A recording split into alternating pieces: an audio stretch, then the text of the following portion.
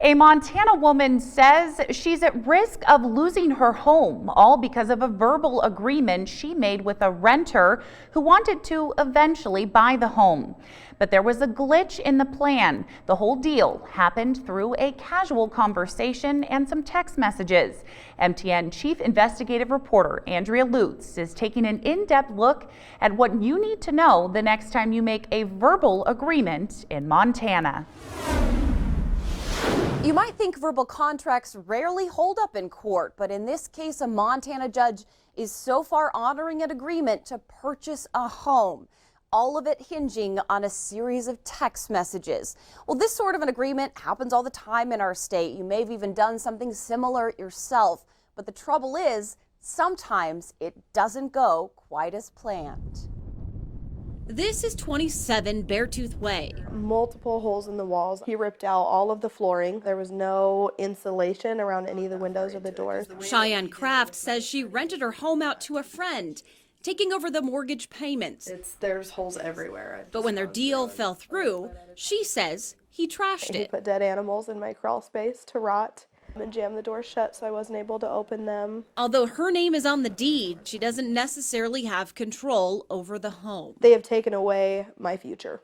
And it's a very disheartening feeling to feel like you have no rights to your own home that you pay for and is in your name and you bought. Kraft is currently in a contract dispute that's playing out in Carbon County Court with her former renter, an ex-friend who agreed to eventually purchase the home. But she says his funding never came through. He seems to think that he is entitled to part of my home, and the judge seems to think the same. He is Christopher Neff, the owner of Big Belt Builders, who declined multiple requests from MTN Investigates for an interview. But he did tell me on the phone he means no ill intent. Kraft says when Neff eventually stopped making mortgage payments, she says she had no choice but to try and evict him. That's when he filed suit against her for breaking their verbal contract. I felt very helpless at that point. Neff alleges time was not of the essence in the deal, and the terms of the contract were memorialized by text messages, and that both parties were obligated to cooperate fully. A lot of times it's relationships gone bad. Verbal contracts are a fickle thing, according to Bozeman attorney Andy Willett, who specializes in real estate law. He says there are some rules outlined by state law known as the statute of frauds, a concept that requires certain kinds of contracts to be in writing in order to be binding. It includes real estate sales and goods over $500. Certainly text, email can rise to that level.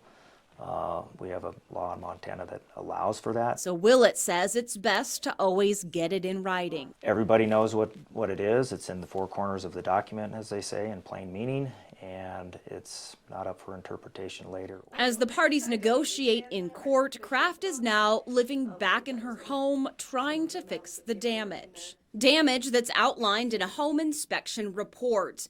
It has numerous safety concerns with electrical wiring and a disconnected pipe that was allowing carbon monoxide to flow into the home. But perhaps the most alarming, meat and dead animals left to rot in that crawl space. I think his thoughts were he was going to own this house and he was going to do some work to it. In court documents, Neff maintains he used his contracting company to put work into the home, adding value to it. But Kraft feels duped by the whole ordeal. I pride myself on taking care of all of my business, my children. You know, being a single mom of the kids, it's hard for me to afford to keep doing this. She's now falling behind on mortgage payments and legal fees. She says she can't try and resell the home to someone else either. I was told that I would be in contempt of court if I were to sell it. I feel like I did everything the right way and there wasn't anything I could have done differently to get a different outcome. So Andy Willett, the attorney you heard from in my story, says plain and simple, these cases are hard to win or lose. As for Kraft, she also says she has felony criminal charges pending against Neff for allegedly stealing thousands of dollars worth of household items when he was living in the home.